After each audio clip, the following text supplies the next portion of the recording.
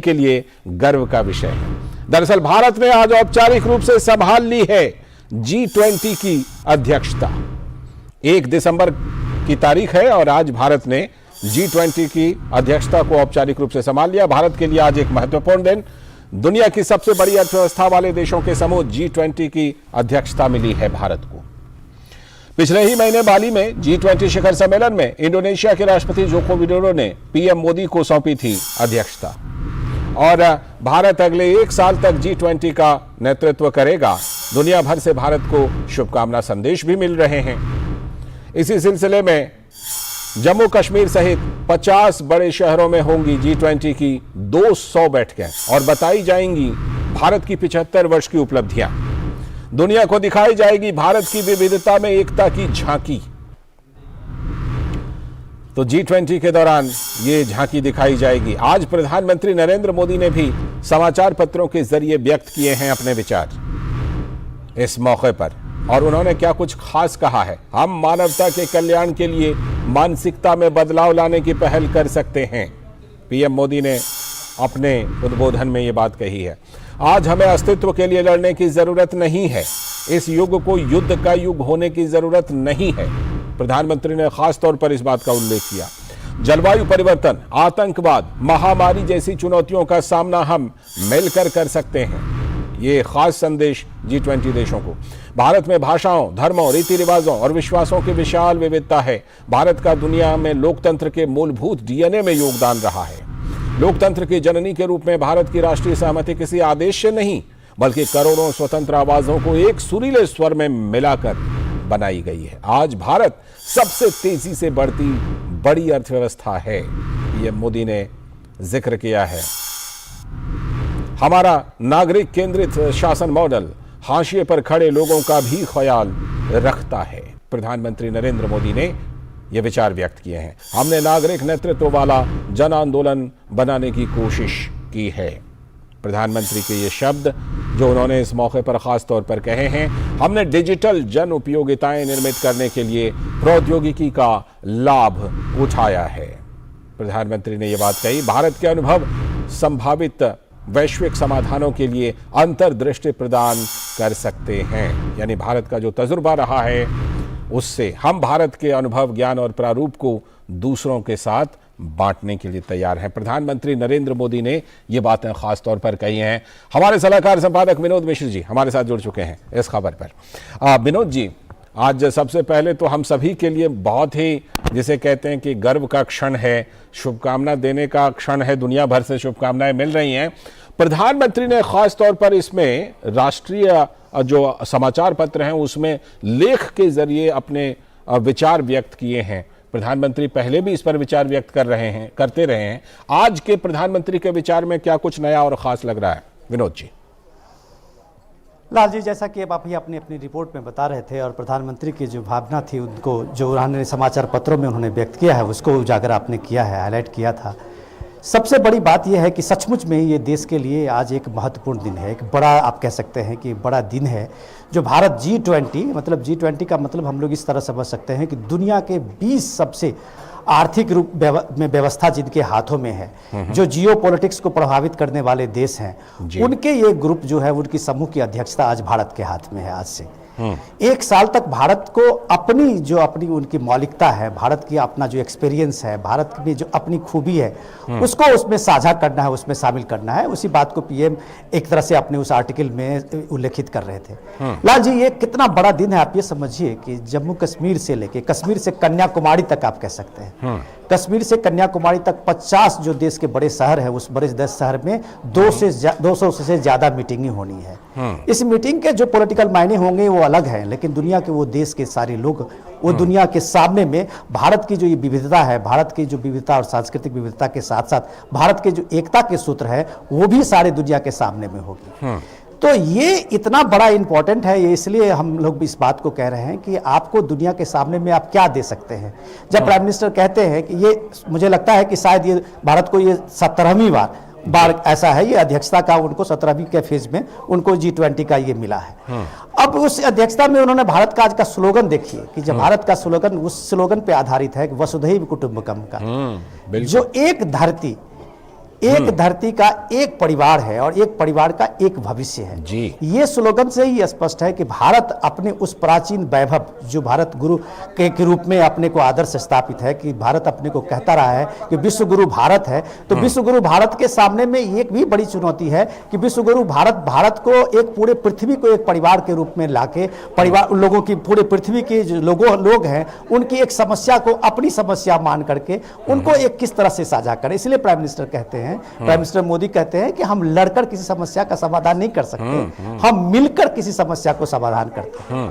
बिल्कुल। तो मिलकर सामाजिक समाधान करने की बात में जब वो कहते हैं कि देखिए, वो कहते हैं कि जब सस्टेनेबल डेवलपमेंट गोल जो है यूनाइटेड नेशन का, आप देखिए कि सस्टेनेबल डेवलपमेंट गोल के लिए 2035 का रखा गया था टारगेट, लेकिन ये भारत है जिसने स्वच्छ भारत आंदोलन जैसे आंदोलन को चला करके 2019 में ही उस पूरा का पूरा सस्टेनेबल डेवलपमेंट गोल में हर के जो ये ODF का ये था, ओपन डिफिकेशन का जो ये था फ्री का, उसको वो पूरा किया है। और इसको पूरा करने में उनका वो सामाजिक आंदोलन जो है, जनभागीदार का जो आंदोलन है, उसको भारत ने बहुत कामयाबी की तरह दुनिया के सामने में रखा है। तो प्राइम मिनिस्टर यही बात उस चीज को आदर कर रहे थे कि हमारा जो एक एक्सपीरियंस है इन चीजों को लेके, हमारा जो सस्टेनेबल डेवलपमेंट गोल को लेके जनभागीदारी का हमारा जो ये आंदोलन रहा है, उसको लोगों को शामिल करने का जो आंदोलन रहा है हमारा, उस आंदोलन के अनुभव को हम दुनिया के साथ शेयर कर सकते हैं। यही बात प्राइम मिनिस्टर लगभग ऐसे ही कई इंपॉर्टेंट चीजों को प्राइम मिनिस्टर ने अपने इस आज के आलेख में उन्होंने उद्धृत किया है। लालचंद जी, बिल्कुल, समय की कमी है वरना और ज्यादा आपसे चर्चा करते। फिलहाल बहुत बहुत धन्यवाद जी। बीच में एक चीज मैं इसमें शामिल करना चाहता हूं, जो कि प्राइम मिनिस्टर ने बहुत कमाल की बात उन्होंने इस विषय को उल्लेख किया है कि वो कहते हैं कि कुछ लोग यह तर्क दे सकते हैं कि टकराव और लालच मानवीय स्वभाव है।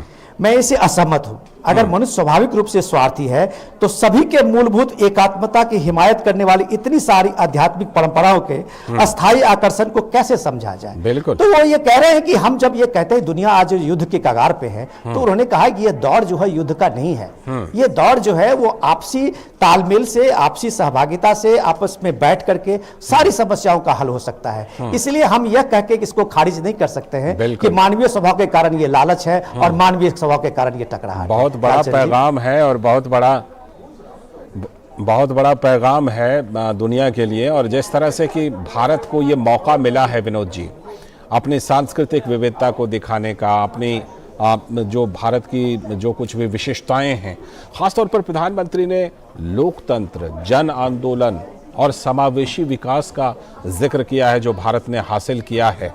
तो ये एक मौका रहेगा भारत के लिए कि वो G20 के जरिए दुनिया भर के सामने, वैसे तो G20 में 20 देश हैं, लेकिन दुनिया भर के सामने भारत की ये चीजें और ज्यादा खुलकर सामने आएंगी। जी बिल्कुल लालचंद जी, जब आप इस चीज को देख सकते हैं इस तरह से कि भारत को दुनिया के सामने में अपनी खूबियों को प्रदर्शित करने का ये बड़ा मौका है। इसलिए प्राइम मिनिस्टर ने कहा है कि ये हमारे लिए एक बड़ी अपॉर्चुनिटी है, सबको साथ मिलकर इस G20 की जो अध्यक्षता भारत को मिला है उसको इस चीज तरह से कामयाबी मिलाना है कि भारत एक डेमोक्रेटिक नेशन में, आप देखिए कि भारत की ये हजारों साल की परंपरा है। आज जब डेमोक्रेसी की बात करते हैं लोग, तो लोग भारत के इसमें करोड़ों आवाज जो है कैसे मिलके अपना एक पहल करता है और उस पहल को आगे बढ़ाता है। ये सारी चीजें भारत की खूबियां हैं जो भारत के एक सांस्कृतिक विरासत में मिली है। ये विरासत की चीजें जो है भारत दुनिया को दे सकती है। ये सारी चीजों को प्राइम मिनिस्टर ने आज अपने इस आर्टिकल में उल्लेख किया है। लालचंद जी जी, और जिस तरह से कि प्रधानमंत्री ने अपने इस आर्टिकल में और भी कई बातों का जिक्र किया है, दुनिया के कुछ हिस्सों में टकराहट भी चल रही है जैसा हम देख रहे हैं। उन्होंने कहा कि आज का समय युद्ध का नहीं है और इस तरह से आपसी टकराहट से कुछ हासिल नहीं किया जा सकता। प्रधानमंत्री के इन विचारों को पहले भी दुनिया ने सुना है, समझा है और अब इस मंच के जरिए प्रधानमंत्री के ये विचार और ज्यादा मजबूती से दुनिया के सामने आ रहे हैं। विनोद जी जी लालचंद जी, देखिए इसमें अगर आप बात करेंगे तो देखिए कितने पॉइंट सबको प्राइम मिनिस्टर ने इन चीज़ों को रखा है कि आप किसी ग्रुप बनाना और उस ग्रुप को कामयाबी के उस पे शीर्ष पे लाना। तो उन्होंने ये भी सवाल किया है कि क्या G20 को आगे ले जाया जा सकता है। इसका सीधा सीधे मतलब है कि G20 की जिस उद्देश्य के लिए बना था, ये दुनिया के सबसे पावरफुल कंट्रीज का आप ये बता सकते हैं कि ये ग्रुप है, एक समूह है। आप अर्जेंटीना से लेके और भारत और चाइना, रशिया से लेके, यूनाइटेड नेशन से लेके यूरोपियन यूनियन तक के सारे जो इंपॉर्टेंट कंट्री हैं जिनको जियोपॉलिटिक्स में जिनका एक बहुत इंप्रेशन रहता है, वो प्रभावित करते हैं, उन सारे देशों का ये अगर चीज़ें हैं तो क्यों आज ये रूस और यूक्रेन की एक जंग से 3 महीने से इतनी बड़ी तबाही हो रही है। इन सब सारे चीज़ों का मसला जो है यहाँ पे हल हो सकता है, ये देश लोग कर सकते हैं, ये मिल के कर सकते हैं। ये देश के सामने, दुनिया के सामने में आज जो परेशानी है सबसे बड़े, जो पॉल्यूशन की है, जो आप समझते क्लाइमेट चेंज की है, इन सारे चीज़ों को अगर अपनी वही लालच और टकराहट की बात के प्राइम मिनिस्टर ने उल्लेख किया है कि इन सब चीज़ों को लेके हम आपस में मिलकर इन सारी समस्याओं को हल कर सकते हैं और इसके लिए G20 को ज़्यादा से ज़्यादा इफेक्टिव बनाया जा सकता है। लालचंद जी, भारत की बड़ी और बढ़ती अर्थव्यवस्था का भी प्रधानमंत्री ने जिक्र किया है विनोद जी। जिस तरह से कि भारत ने अर्थव्यवस्था के क्षेत्र में खासतौर पर कोरोना काल के बाद जिस तरह का प्रदर्शन किया है, तो भारत का जो तजुर्बा इस मामले में भी रहा है उसका भी लाभ G20 के कई देशों को मिलेगा। देखिए, जैसे कि उन्होंने अपने आर्टिकल में लिखा, मैं अब उसको कोट करता हूं कि हमने ऐसे डिजिटल जो उपयोगिता से निर्मित की गई प्रौद्योगिकी का लाभ उठाया है। जैसे आपने देखा है कि कोविड के समय में कैसे जो डायरेक्ट ट्रांसफ़र हुआ है पेमेंट का, जो गरीब से गरीब तबका जो घर में बैठा हुआ था उस समय में, उसके घर में वो पैसा पहुंचा है। तो ये डायरेक्ट ट्रांसफ़र जो स्कीम जो था वो किस तरह से भारत ने उसको कामयाबी पाया है। आप देखें कि दुनिया के देश में जिस समय में कोविड सर्टिफिकेट जो है वो हार्ड कॉपी में उसको बांट रहे थे, आपने एक ऐप के जरिए में लोगों को एक तरह से अवेयर किया था कि किसका कब कोविड वैक्सीन लगा, कब जो है उसका ड्यूरेशन आना है। ये सब सारी चीज़ें आपने टेक्नोलॉजी से ये किया है। तो इतने बड़े टेक्नोलॉजी का लाभ इस महामारी के दौर में आपने जो उठाया है, इस तरह के फायदे जो है आप लोगों को दुनिया के सामने में रख सकते हैं। तो इसलिए उन्होंने कहा कि ये टेक्नोलॉजी की जो उपयोगिता है, उस उपयोगिता की सकारात्मकता जो है दुनिया के सामने आनी चाहिए। जब वो उल्लेख करते हैं कि हमने ये भी देखा है कि कोविड के समय में एक वैक्सीन को लेकर किस तरह की कालाबाजारी शुरू हुई थी, किस तरह से लोग लगे हुए थे अपने अपने को बचाने में और अपने अपने देश में उस चीज़ को इकट्ठा करने में। भारत ने उस समय में भी अपना वो जो विश्व गुरु के बाद जो वसुधैव कुटुंबकम की बात है, उस चीज़ को आदर्श को सामने रखा था और अपने देश के साथ साथ दुनिया के लिए भी अपने वैक्सीन को सुलभ कराया था। तो ये सारी चीज़ें हैं जो भारत को दिखाने के लिए बहुत सारी चीज़ है उसके शोकेस में, और ये सारी चीज़ें भारत को एक बड़ा मौका है जो उन चीज़ों को दुनिया के प्लेटफॉर्म पे सामने में ला सकता है। लालचंद जी, साथ ही जो नागरिक केंद्रित शासन मॉडल जो है भारत का, वो भी दुनिया के कई देशों के काम आ सकता है। उसको देखने पर जिस तरह से खास तौर पर पिछले कुछ सालों में जिस तरह से नागरिकों के लिए, आम नागरिकों को सशक्त बनाने का काम हुआ है, राजनीतिक रूप से, आर्थिक रूप से, सांस्कृतिक रूप से, हर तरह से, वो भी एक नज़ीर है, वो भी एक उदाहरण है G20 के बहुत सारे देशों के लिए। लालचंद जी, जब हम कहते हैं अपने डेमोक्रेसी में, देखिए हमारा सबसे जो अहम वाक्य होता है वो पीपुल्स गवर्नेंस का होता है। जब हम ये कहते हैं कि आप ये कहें कि डिवोल्यूशन ऑफ पावर को आप देखिए कि पार्लियामेंट से लेकर ग्राम सभा तक आपके इतने स्ट्रक्चर्स हैं, उस स्ट्रक्चर्स में ये सिर्फ इसलिए है कि लोगों की ज़्यादा से ज़्यादा भागीदारी है। आज ग्राम सभा का आप देखिए 3 टायर पंचायती राज में किस तरह के पावर मिले हुए हैं कि लोग छोटी मोटी जितनी भी समस्या हैं उसका हल वहीं कर लेते हैं। तो ये पीपल गवर्नेंस का जो मॉडल है, उस मॉडल दुनिया के सामने में जब डेमोक्रेसी की आप बात करते हैं तो क्यों दुनिया के देश में इस तरह के संघर्ष मचा हुआ है, क्यों इस तरह से की चीज़ें जो सामने में आ रही है? क्योंकि डेमोक्रेसी का जो बेसिक है वो बेसिक अभी भी लोगों के दिमाग में, लोगों के चीज़ों में रची बसी नहीं है, जो भारत से उन लोगों सीख सकते हैं। भारत का पंचायती राज निज़ाम देखिए, भारत के जो लोकल बॉडी इलेक्शन देखिए, भारत में जो इलेक्शन का एक अपना उत्सव है उसको देखिए। आज आप देखिए दुनिया में के लोग देख सकते हैं कि अब अमेरिका का इलेक्शन देखिए और आज भारत में जो इलेक्शन हो रहे हैं उसका देखिए। एक जन सैलाब, एक जन समुद्र की तरह वो भीड़ उमड़ती है लोगों को सुनने के लिए। कोई भी नेता हो, कोई भी पार्टी के हो, कोई भी विचारधारा के हो, लोग सुनते हैं और अपनी राय रखते हैं। तो ये भारत की सबसे बड़ी ताकत है डेमोक्रेसी को लेके और सब पीपल गवर्नेंस को लेके कि कैसे फैसले को लेके भारत किस तरह से समावेशी रूप में फैसला लेता है। एक ग्राम सभा से लेके पार्लियामेंट तक उसके एक सिलसिला है और किस तरह से उन फैसलों को इम्प्लीमेंट करता है, गवर्नेंस की स्कीम को किस तरह से भागीदारी से लोगों के बीच में जाता है। ये सारी चीज़ें जो है वो दुनिया के सामने में रखने का ये G20 में एक बहुत बड़ा मौका है जो दुनिया भी एक इस तरह से इसके सबक ले सकते हैं। लालचंद जी, जिस तरह से भारत के लोकतंत्र का जिक्र किया है कि लोकतंत्र का जो DNA है उसमें भारत का योगदान है। प्रधानमंत्री ने अभी कुछ दिनों पहले वैशाली का भी जिक्र किया था विनोद जी, और जिस तरह से लोकतंत्र को समावेशी बनाने की जो भारत की पहल है, भारत का जो तजुर्बा है, उससे भी G20 देशों के समक्ष ये मंच, ये मौका होगा अगले 1 साल तक जिसमें भारत इन चीज़ों को, जिसे कहते हैं शोकेस कर पाएगा अच्छी तरह से। ये भारत के लिए खास मौका होगा पूरे 1 साल तक। लालचंद जी, जब मैं इसी आलेख में जब पीएम ने ये बात किया, मैं उसको कोट करता हूँ, जब वो कहते हैं कि हमारी प्राथमिकताएं हमारी एक पृथ्वी को संरक्षित करने, हमारे एक परिवार में सद्भाव पैदा करने और हमारे एक भविष्य को आसानित करने पर केंद्रित होगी। तो इसका मतलब है कि हर लोग जो देश दुनिया में कहीं भी हैं, उनके अंदर में एक होप पैदा हो, एक उम्मीद और एक आशा जगे। और ये आशा तब जग सकता है जब लोगों की भागीदारी बढ़ेगी, आपस में बैठेंगे, लोग बात करेंगे। इसलिए उनका मूल वाक्य था कि टकराव से नहीं, मिलके हम समस्या को हल कर सकते हैं। और जब हम एक पृथ्वी, एक परिवार की बात करेंगे और एक भविष्य की बात करेंगे, तो जाहिर सी बात ये दुनिया के लिए एक बड़ा मैसेज होगा कि चीज़ें जो है वो लालच और टकराहट से नहीं, चीज़ें जो है आपस में मिलकर पृथ्वी को शांतिपूर्ण और सद्भाव के माहौल में विकसित करने का, हम सबको मौका देने का एक बड़ा अपना अनुभव जो है वो इसके दुनिया के सामने में ला सकते हैं। लालचंद जी, एक और बात खास तौर पर मैं ये ज़रूर करना चाहूँगा विनोद जी, कि आम तौर पर हम देखते हैं कि कुछ ताकतें देश के अंदर भी और दुनिया भर में भी भारत की जो स्थापित परंपराएं हैं, जो मान्यताएं हैं, भारत की जो यूएसपी है, उसके खिलाफ भी कहीं ना कहीं दुष्प्रचार करती हुई, प्रोपेगेंडा करती हुई नजर आती हैं। तो ये जो मौका होगा, ये जो मंच होगा, ऐसे तत्वों को भी जवाब देने का एक मंच होगा जिसमें कि भारत मजबूती से अपनी बातों को रखेगा, अपनी यूएसपी को रखेगा, अपनी उपलब्धियों को रखेगा। राजन जी, मैं उन्हीं के बात से आपको कोट करता हूं, जब वो कहते हैं, जब आपको मैंने बताया, अभी आप लोग चर्चा कर रहे थे हम लोग, और उसमें हमने होप की बताया, उम्मीद का बताया कि ये सबसे बड़ा जो एस्पिरेशंस हैं वो होप का है। और अगर दुनिया में आप जिस तरह का माहौल देख रहे हैं, उस माहौल में अगर जो अशांति है और जिस तरह के विचारधाराओं को लेकर आप देखिए कि जिस तरह से कत्लेआम हो रहे हैं कई जगह पे आप देखिए मतों को लेके इस तरह की चीज़ें हो रही हैं, उस देश में मानवता का जो है सबसे बड़ा त्रासदी है।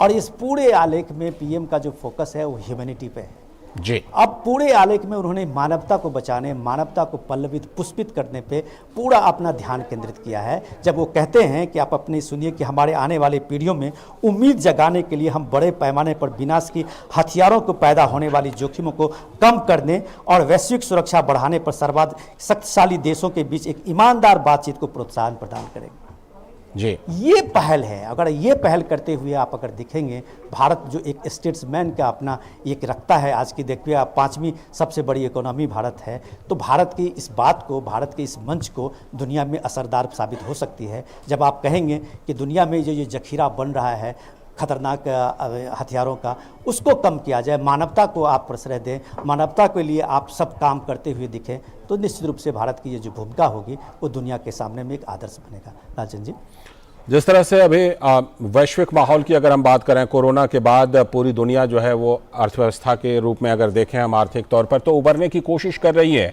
उसमें भारत ने एक नज़ीर पेश किया है, भारत ने एक उदाहरण पेश किया है। तो G20 के जो देश हैं वो, उनकी क्या उम्मीदें रहेंगी एक अध्यक्ष के तौर पर भारत से खास तौर पर?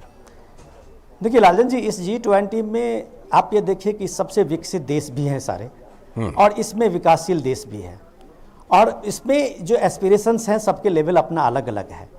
और सबसे बड़ी बात है कि एक मार्केट का भी है। सबसे बड़ा जो पॉइंट है इसमें, जो आप कह सकते हैं कि निगेटिव पॉइंट है, वो बाजार है। और ये सारा जो बाजार के कब्जा करने के लिए जो एक संघर्ष भी है इन्हीं सारी कंट्रियों के बीच में, इसके बीच में एक देश भारत है जो अब तक का जो उसका इतिहास रहा है, उसकी परंपरा में, उसके आदर्श में, उसके विचारों में, वो वसुधैव कुटुंबकम का है। जब वो कहता है कि विश्व एक परिवार है, तो जाहिर सी बात है कि वो इन छोटी छोटी चीज़ों को दरकिनार करता है। वो इन सब चीज़ों को, वो जो एक मूल्य है अपना, आदर्श जो है वो उसका, कि वो दूसरे को भलाई करने के लिए, दूसरों को, मानवता को बचाने, मानवता के लिए उसका एक संदेश रहा है। जितने यहाँ पे साधु और संत हैं, चाहे भक्ति काल से लेके उससे पहले भी आप देखिए कि ये परंपरा है कि आप दूसरों के लिए जीते हैं। जब आप दूसरे के जीने के लिए प्रेरणा को लेके इस ग्रुप में आप शामिल होंगे, तो जाहिर सी बात है कि दुनिया को इस बात में सोचने के लिए मजबूर होगी कि भाई भारत का जो ये का आदर्श है, उस आदर्श को भी इसमें शामिल किया जा सकता है। क्या युद्ध की टकराहट को कम नहीं किया जा सकता है? क्या किसी दो शीर्ष नेताओं का जो मनमुटाव है या संवादहीनता है, उसके लिए दुनिया में जो परेशानी सामने में आई है, क्या उस मनमुटाव में संवाद का एंगल नहीं जोड़ा जा सकता है? क्या उस संवाद भूमिका को सामने में नहीं लाया जा सकता है? तो ये इसमें देश की भूमिका कौन करे? आप देखिए कि दुनिया में अगर आप देखें first world war, second world war के बाद किस तरह से देश जो है आपस में बटे हुए थे, किस तरह से देश जो अलग अलग टुकड़ों में बटा था। तो ये इसमें ये भी प्राइम मिनिस्टर कहते हैं कि आज़ादी के जो अमृत काल है हमारा, तो हमारा जो 75 साल का अनुभव है भारत को एक शून्य से लेकर शिखर तक की जो यात्रा है, उन सब सारी चीज़ों को हम दुनिया के सामने में रख सकते हैं। जो आपने शोकेस कहा था कि ये सब चीज़ें हमें इसमें एक साल पिछले आने वाले एक साल में हम दुनिया के सामने में भारत के सांस्कृतिक वैभव, भारत की समृद्धि, भारत की डेमोक्रेसी और भारत के जो विकास की जो रफ्तार है, विकास की जो अभी तक का जो हमारा शून्य से शिखर तक पहुंचने का जो हमारा एक माइलस्टोन है, उसको भी हम दुनिया के सामने में रख सकते हैं। हम शेयर कर सकते हैं अपने अनुभव को, अपने टेक्नोलॉजी को, अपने टेक्नोलॉजी को। ये सारी चीज़ें हम दुनिया के सामने में रखेंगे तो निश्चित रूप से हम एक आदर्श साबित करेंगे कि हम बाजार से ऊपर मानवता को तरजीह देते हैं। बिल्कुल बिल्कुल। और ये साफ पैगाम प्रधानमंत्री ने भी अपने संबोधन के जरिए आज के मौके पर दिया है। बहुत बहुत शुक्रिया विस्तार से बात करने के लिए, जानकारी देने के लिए विनोद जी। इस मुद्दे को और ज़्यादा समझाने के लिए बहुत बहुत शुक्रिया। तो इसी के साथ आज के इस वक्त में इतना ही। पूरी टीम को